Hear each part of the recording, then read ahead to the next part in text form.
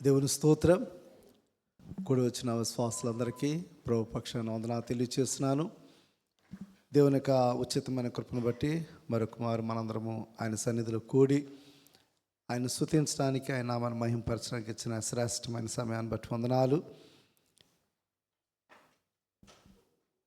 దేవుడు ఈ లోకంలో ఉన్నవారు దీనులైన వారి పక్షాన్ని ఆయన ఇప్పుడు కూడా ఉండే గొప్ప దేవుడు.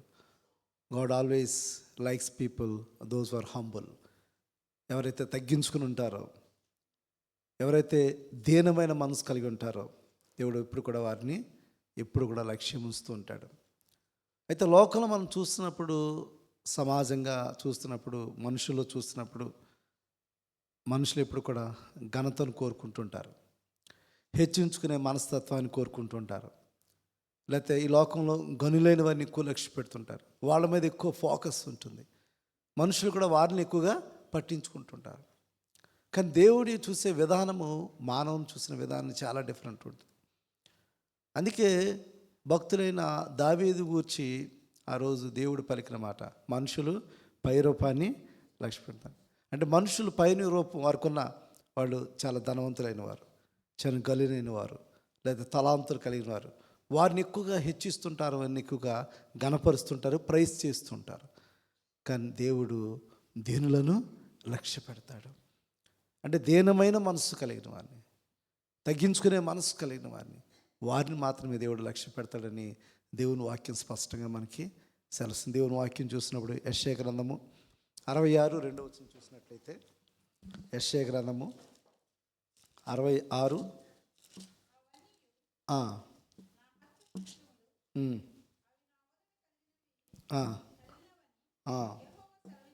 యెహోవా సెలవిచ్చున్నాడు,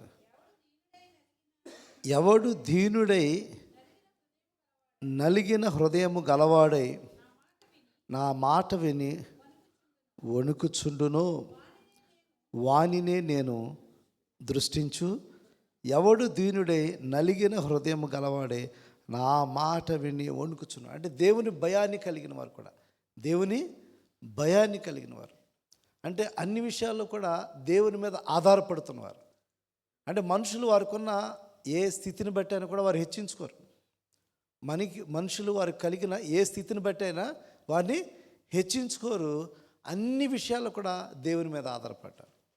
అన్ని విషయాల్లో కూడా దేవుని మీద ఆధారపడే వారిని దేవుడు లక్ష్యం. ఎవడు దీనుడై నలిగిన హృదయము గలవాడై నా మాట విని వణుకుచుండునో వానినే నేను దృష్టించుచున్నాను అని మాట చెప్తున్నాను.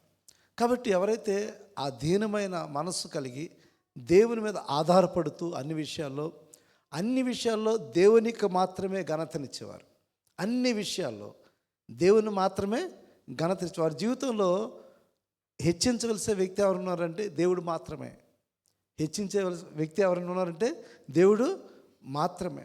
అదేవిధంగా భక్తుడు కీర్తనాకారుడు అంటున్నాడు, దావీదు భక్తుడు కూడా, కీర్తన 138:6 కూడా చూసినట్లయితే, యెహోవా మహోన్నతుడైనను ఆయన దీనులను లక్ష్యపెట్టును, ఆయన దూరము నుండి గర్విష్ఠులను బాగుగా ఎరుకును. ఆయన దూరము నుండి గర్విష్ఠులను అంటే దేవునికి తెలుసు మన హృదయం ఎలా ఉంది, మన హృదయము ఎలా ఉంది, లేకపోతే మన స్థితిగతులు ఎలా ఉన్నాయి, మన యొక్క స్థితిగతులు ఎలా ఉన్నాయి. చాలా సందర్భాల్లో మనకున్న స్థితిగతులను బట్టి మారిపోతుంటాం. మనకున్న స్థితిగతులని బట్టి మనము మారిపోతుంటాం. ఎప్పుడు కూడా మనము దేవుని మీద ఎప్పుడు కూడా థ్యాంక్ఫుల్గా ఉన్నప్పుడు తగ్గించుకుని ఉంటాం. ఇప్పుడు కూడా థ్యాంక్ఫుల్గా ఉన్నప్పుడు, అన్ని విషయాల్లో థ్యాంక్ఫుల్గా ఉన్నప్పుడు ఇప్పుడు కూడా మనము దేవునికి కృతజ్ఞతాస్తుతులు చెల్లిస్తూనే ఉంటాము. తగ్గించుకునే మనసు ఉంటుంది. ఎక్కడ కూడా మనము అనే ఫీలింగ్ ఎప్పుడు కూడా రాదు. కాబట్టి ఇక్కడ దేవుని వాక్యం మనం సెలవుస్తుంది, దీనులను ఆయన లక్ష్య పెట్టును అని చెప్తున్నాడు. కాబట్టి బైబిల్లో మనం కొన్ని సందర్భాలు చూసినప్పుడు, బైబిల్లో కొంతమంది వ్యక్తుల జీవితాలు చూసినప్పుడు, దే ఆర్ హంబుల్ దెమ్సెల్వ్స్. దేవుని దగ్గరకు వచ్చేసరికి వారు ఎంతగానో తగ్గించుకున్నవారు. మరి అబ్రహాము జీవితాన్ని మనం చూసినప్పుడు, అబ్రహాము దేవుని దృష్టిలో సంపూర్ణంగా తగ్గించుకున్నవాడు, దేవుని పిలుపుకి విధేయత కలిగిన వాడు, దేవుడు ఏం చెప్పినా కూడా తన జీవితంలో అది నెరవేర్చిన వాడు, దానికి విధేయుడిగా ఉన్నాడు అతను. తన ఆ, ఒకనొక కుమారుణ్ణి దేవుడు బలియాగం అడిగినప్పుడు అబ్రహాం ఏం చేశాడు? దేవునికి సంపూర్ణంగా విధేయతను చూపించాడు. దేవుని మీద సంపూర్ణంగా ఆధారపడినవాడు అన్నట్టుగా దేవుని వాక్యం చూస్తున్నాం. ఒకనొక సందర్భంలో అబ్రహాము జీవితంలో తన బంధువైన లోతు జీవితంలో ఒక సమస్య వచ్చినప్పుడు, ఆ లోతు కుటుంబము నాశనానికి నడిపించబడుతున్న ఆ సమయంలో దేవుని దగ్గర తను తాను తగ్గించుకున్నాడు. దేవుని దగ్గర తను తగ్గించుకుని దేవుణ్ణి వేడుకున్నట్టుగా, దేవుణ్ణి ప్రార్థించినట్టుగా మనం చూస్తున్నాం. ఆదికాండము 18వ అధ్యాయము, అంటే తను ఎంతగా తగ్గించుకున్నాడో ఆ మాటల ద్వారా మనకు స్పష్టమవుతుంది. ఆదికాండము 18వ అధ్యాయము 27వ వచనం చూసినప్పుడు, అందుకు అబ్రహాము, ఇదిగో ధూళియు బూడిదైన నేను, చూసారా దేంతో పోల్చుకున్నాడు? నేను ఇదిగో ధూళియు బూడిద, అంటే మట్టితోటి బూడిదతోటి పోల్చుకుంటున్నాడు. అంటే ఎప్పుడైతే మనం దేవుని దగ్గర సంపూర్ణంగా మనం సరెండర్ అవుతామో, సంపూర్ణంగా మనం జీరో చేసుకుంటామో, అప్పుడే దేవుడు ఇచ్చేస్తాడు. అప్పుడే మన మనవి ఆలకిస్తుంటాడు. ఇక్కడ అబ్రహాము ఆ స్థితి మనకు తెలుసు, కాంటెక్స్ట్ మనకు తెలుసు.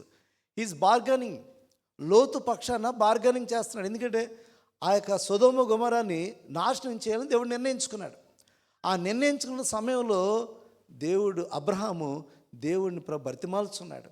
దేవుణ్ణి బ్రతిమాల్చున్న ఆ సందర్భంలో ఇక్కడ అబ్రహాం అన్నాడు, ఇదిగో ధూళియు బూడిదనైన నేను ప్రభువుతో మాట్లాడ తెగించుచున్నాను అని చెప్తున్నాడు. అంటే అట్టి రీతిగా దేవుని దగ్గర తాను సంపూర్ణంగా తగ్గించుకున్నవాడుగా, దేవుని దగ్గర తాను సంపూర్ణంగా తగ్గించుకున్నవాడుగా. ఎప్పుడైతే మనం అట్టి రీతిగా తగ్గించుకుంటామో దాని అర్థం ఏంటంటే we are completely depend upon God. We are completely depend upon God. అంటే దేవుని మీద సంపూర్ణమైన విధేయతను కనబరుచుకుని దేవుని మీద సంపూర్ణంగా ఆధారపడే మనస్తత్వాన్ని ఎప్పుడైతే కలిగి ఉంటామో దేవుడు మన మనసును చూస్తాడు. దేవుడు మన మనసుని చూస్తుంటాడు. దేవుడు వారి ప్రార్థన ఆయన అంగీకరిస్తాడు. ఇప్పుడు అబ్రహాం అట్టి రీతిగా ప్రార్థన చేశాడు. అబ్రహాము ప్రార్థన దేవుడు విన్నాడు. అబ్రహాం మొరను దేవుడు విన్నాడు. లోతు కుటుంబాన్ని అక్కడ సంరక్షించాడు. ఎందుకంటే లోతు కుటుంబ పక్షాన అబ్రహాము దీనుడై ప్రార్థన చేశాడు. దీనుడై ప్రార్థన చేశాడు. కొన్ని సందర్భాలు మన జీవితంలో అన్నీ ఉండొచ్చు మనకి.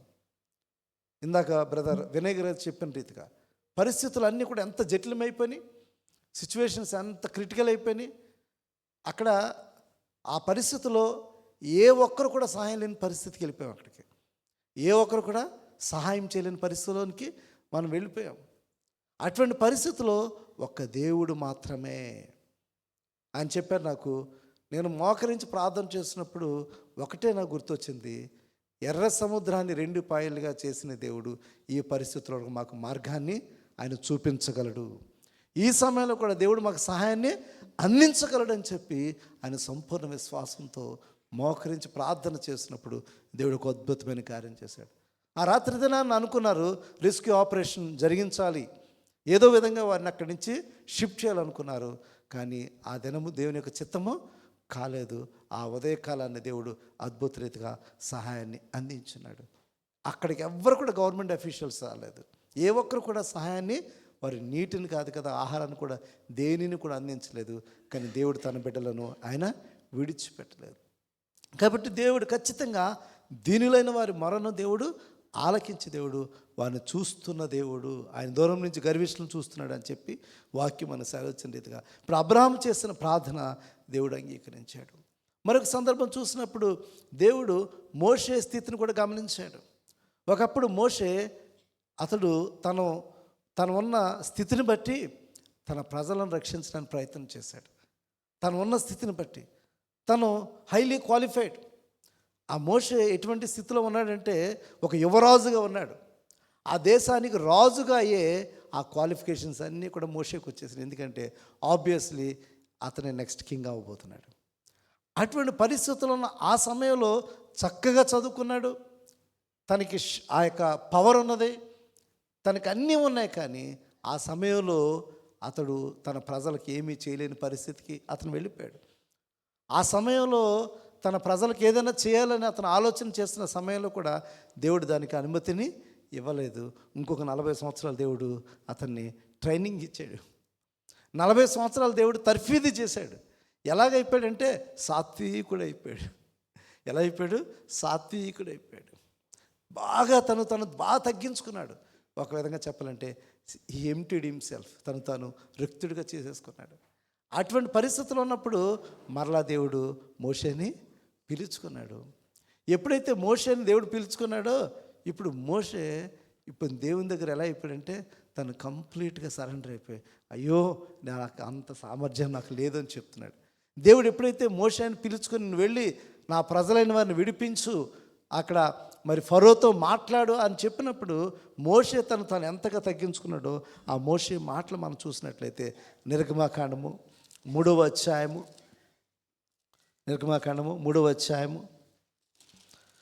11 వచనం చూసినప్పుడు, అందుకు మోషే, నేను ఫరో యొద్దకు వెళ్ళుటకు ఇశ్రాయేలును ఐగుప్తు నుండి తోడుకొని పోటకు ఎంతటి వాడినని దేవునితో చూసారా. ఇప్పుడు దేవుని దగ్గర ఎలా మాట్లాడుతున్నాడు చూసారా. అందుకు మోషే, నేను ఫరో యొద్దకు వెళ్ళుటకును ఇశ్రాయేలును ఐగుప్తులో నుండి తోడుకొని పోటకు నేను ఎంతటి వాడినా, నేనెంతటి ఎటువంటి వాడిని, నాకంత సామర్థ్యము లేదు, నాకంత శక్తి లేదు అని చెప్పి దేవుని దగ్గర తను రిక్తుడిగా చేసుకున్నాడు. బట్ హీఈస్ క్వాలిఫైడ్, తనకు అన్నీ ఉన్నాయి.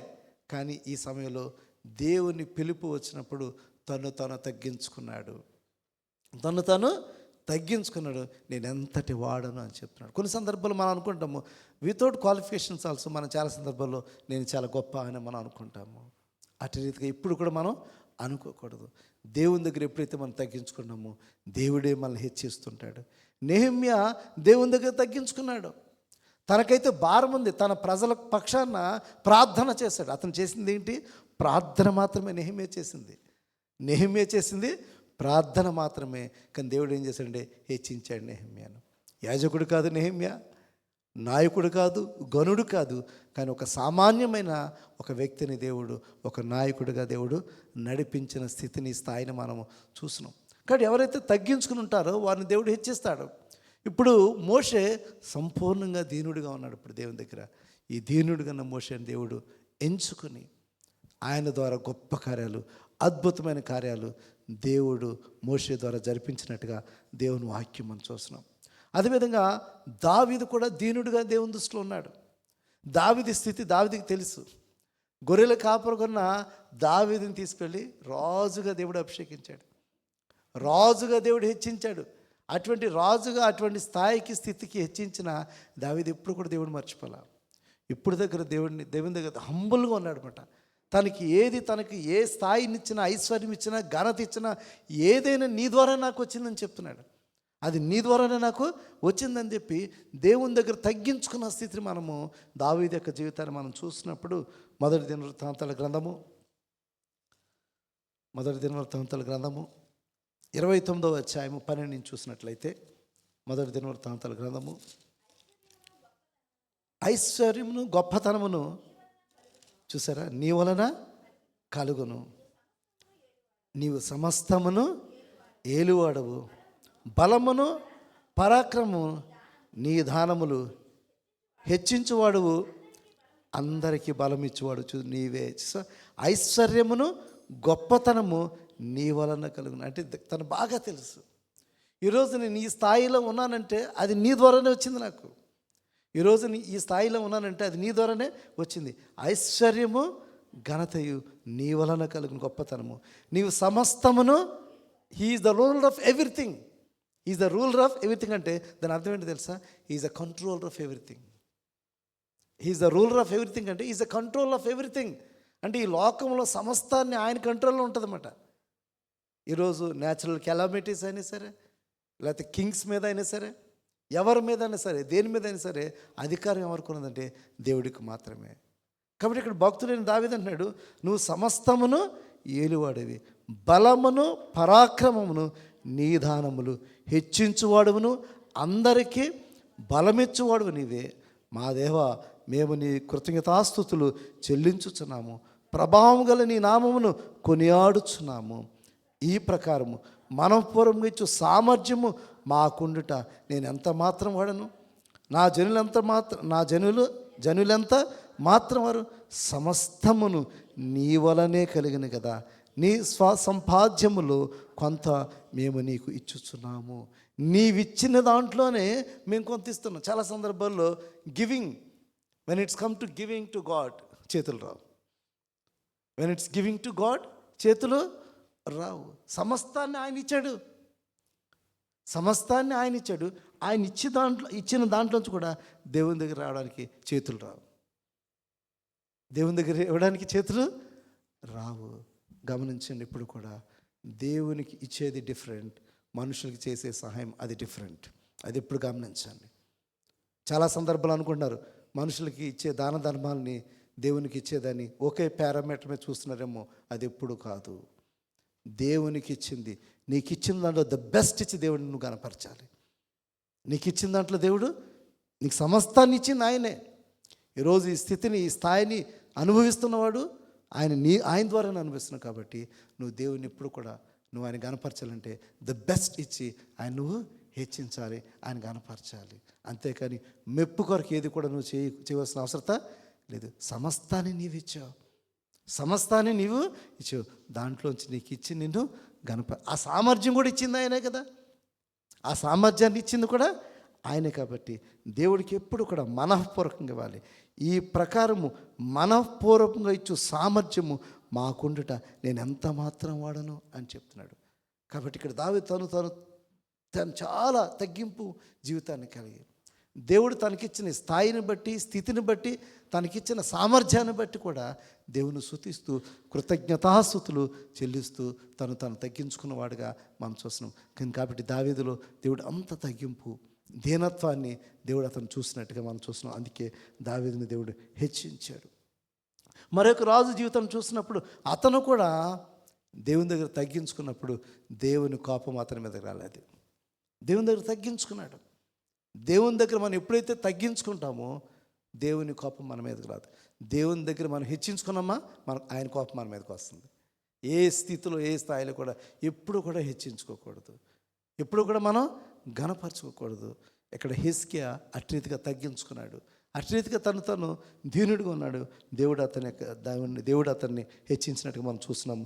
2వ దినవృత్తాంతర గ్రంథము 32వ అధ్యాయము, 2వ దినవృత్తాంతర గ్రంథము 32వ అధ్యాయము 26వ వచనం చూసినప్పుడు హిజ్కియా హృదయ గర్వము విడిచి, చూసారు క్లియర్గా, హిజ్కియా హృదయ గర్వము విడిచి తాను యెరూషలేము కాపురస్తులను తమ్మును తాము తగ్గించుకొనిరి గనుక హిజ్కియా దినములలో యెహోవా కోపము జనుల మీదకి రాలేదు. చూసారా, వారు తమ హృదయ గర్వము విడిచి. కొన్ని సందర్భాల్లో మనలో ఆ ఫీలింగ్స్ లేకపోతే అటువంటి ఆలోచన దృక్పథం మనలో ఎప్పుడైనా వస్తుందేమో. ఎప్పుడు కూడా రానివ్వకండి. మా మనసులో గర్వము అనే ఆలోచన ఎప్పుడు కూడా రాకూడదు. ఎప్పుడైతే ఆ ఆలోచన తలంపు మనలో వచ్చిందా ఖచ్చితంగా దేవుని కోపం మన మీదకి వస్తుంది. ఇక్కడ ఎప్పుడైతే హిజ్కియా ఆ హృదయ గర్వము విడిచి తానును యెరూషలేము కాపురస్తులు తమ్మును తాము తగ్గించుకొనిరి గనుక హిజ్కియా దినములలో యెహోవా కోపము జనుల మీదకి రాలేదు అని చెప్తుంది. కాబట్టి ఇది నేను మనందరి జీవితంలో కూడా ఎప్పుడు ఏ స్థితిలో కూడా ఎక్కడ కూడా మనము అనే గొప్ప ఆలోచన ఇప్పుడు వద్దండి. ఎప్పుడు కూడా దేవుణ్ణి హెచ్చించేవారుగా అన్ని సమయాల్లో, అన్ని స్థితిగతుల్లో, అన్ని పరిస్థితుల్లో దేవుణ్ణి మాత్రమే హెచ్చించాలి, దేవుని మాత్రమే ఘనపరుస్తుండాలి. ఎప్పుడైతే హిజ్కియా అట్రీతిగా గర్వమును విడిచి దేవుణ్ణి తగ్గించుకున్నాడో దేవుని కోపం వారి మీదకి రాలేదు అని చెప్పి దేవుని వాక్యం స్పష్టంగా మరి సెలవిస్తున్నది. అదేవిధంగా మరి యొక్క భక్తురాల జీవితం చూసినప్పుడు మరియా కూడా ఎంతగానో తగ్గించుకుంది. మరియా కూడా ఎంతగానో తగ్గించుకున్న స్త్రీగా కనబడుతుంది. లూకాసువార్త 1వ అధ్యాయము 46-47 వచనం చూసినప్పుడు అప్పుడు మరియా ఇట్లా, నేను నా ప్రాణము ప్రభువును ఘనపరుచుచున్నది, ఆయన తన దాసురాల దీనస్థితిని కటాక్షించాను. కాబట్టి ఈమె దేవుని గణపరుస్తుంది. తన దాసురాల యొక్క దీనస్థితిని దేవుడు కటాక్షించాడు. దేవుడు అనేక మంది స్త్రీలలో మరి అనే దేవుడు ఎంచుకున్నాడు. దానికి కారణం ఏంటంటే మరి యొక్క దీనమైన మనస్సు, మరి యొక్క దీనమైన మనస్సు. ఆ దీనమైన మనసును బట్టి దేవుడు ఎంత హెచ్చించాడంటే స్త్రీలలో ఆమె హెచ్చింపబడిన స్త్రీ. ప్రభువైన యేసుక్రీస్తుకి తల్లిగా ఈ లోకంలో ఘనపరచబడిన ఒక స్త్రీగా ఆమె జీవితాన్ని దేవుడు ఎంచుకున్నాడు. కాబట్టి ఆమె యొక్క దీనమైన మనస్సుని దీనమైన స్థితిని, ఒక పేదరాలు ఆమె, ఈ లోకంలో ఆమెకి ఏం ఘనతలు లేవు. అసలు ఆమెకు చెప్పుకోవడానికి ఏ ఘనతలు లేవు. ఆమెకున్న ఘనత ఏంటంటే దీనమైన మనస్సు కలిగి ఉంది. దీనమైన మనస్సు కలిగి ఉన్నది. ఆ దీనమైన మనసు కలిగిన మరియను దేవుడు ఎంచుకున్నాడు, దేవుడు హెచ్చించాడు. కాబట్టి ఆ స్థితిని స్థాయిని ఇచ్చేది ఎవరంటే దేవుడేనండి. ఆ స్థితిని స్థాయిని ఇచ్చేది ఎవరు? దేవుడే. ఎప్పుడు కూడా మన దేవుని దగ్గర ఎంతగా తగ్గించుకుంటామో అంతగా దేవుడు హెచ్చిస్తుంటాడు. అందుకే మరి భక్తురాలు మరి సమూయేలు గ్రంథంలో కూడా మొదటి సమూయేలులో ఒక చక్కని మాట మనం జ్ఞాపకం చేసుకుని ముగించబోతున్నాం. సమూయేలు గ్రంథంలో హన్నా ఆ పాడిన పాటలో, హన్నా పలికిన మాటలు కూడా మనం స్పష్టంగా చూస్తున్నాం. మొదటి సమూయేలు గ్రంథము 2వ అధ్యాయము 7వ వచనం చూసినప్పుడు, యెహోవా దారిద్ర్యమును ఐశ్వర్యమును కలుగజేయడు, దారిద్ర్యమును ఐశ్వర్యమును కలుగజేయవాడు, కృంగజేయవాడును లేవనెత్తువాడును ఆయనే. తర్వాత వచ్చిన దరిద్రులను అధికారులతో కూర్చుండబెట్టుటకును మహిమగల సింహాసనమును స్వతంత్రించు చేయుటకును వారిని మంటిలో నుండి ఎత్తువాడు ఆయనే, లేమిగల వారిని పెంట కుప్పల మీద నుండి లేవనెత్తువాడు ఆయనే. దేవుని స్తోత్రం. కాబట్టి ఆ స్థితిని, ఆ స్థాయిని, ఆ ఘనతను, ఆ ఐశ్వర్యాన్ని ఇచ్చేవారు ఎవరంటే దేవుడు మాత్రమే. షీ నోస్ ఎగ్జాక్ట్లీ, దేవుడు మాత్రమే. మనం ఇప్పుడు కూడా ఎప్పుడైతే అది మనం తెలిసి ఉంటామో, ఎప్పుడైతే అది మన జీవితంలో గుర్తిస్తామో, మనం అన్ని విషయాల్లో వి ప్రైజ్ గాడ్ ఎలోన్. దేవుని మాత్రం కనపరుస్తుంటాం, దేవుని మాత్రమే ఆధారపడుతుంటాం, దేవుని మాత్రమే ఇచ్చిస్తుంటాము. ఏ మాత్రం కూడా మన జీవితంలో ఎటువంటి హెచ్చించుకునే మనస్తత్వం ఎప్పుడు మనకు ఉండదు. కాబట్టి దేవుడు దీనులైన పక్షాన్నైనా ఉండే గొప్ప దేవుడు. దీనురాలైన మరియను దేవుడు హెచ్చించిన దేవుడు. దీనుడైన దావీదుని హెచ్చించిన దేవుడు. మరి అబ్రహాముని హెచ్చించిన దేవుడు ఈరోజు మనల్ని కూడా హెచ్చించే దేవుడు. మనం దీనమైన మనసు కలిగినప్పుడు మన స్థితిని, స్థాయిని మార్చగలిగే గొప్ప దేవుడు. కాబట్టి ఈ లోకంలో ఉన్న ఘనతలు మనకు వద్దు, ఈ లోకంలో ఘనతలు మనకి వద్దు. దేవుణ్ణి మాత్రమే కనబరుస్తాం. దేవుని దగ్గర మనం తగ్గించుకుందాం. యేసుక్రీస్తు జీవితం కూడా మాదిరి. యేసుక్రీస్తు జీవితం కూడా మాదిరి. తను తాను రిక్తుడుగా చేసుకుని పరలోక మహిమలన్నీ కూడా విడిచిపెట్టి నీ కొరకు నా కొరకు ఆయన దిగి వచ్చాడు. ప్రభువైన యేసుక్రీస్తు దిగి వచ్చాడు.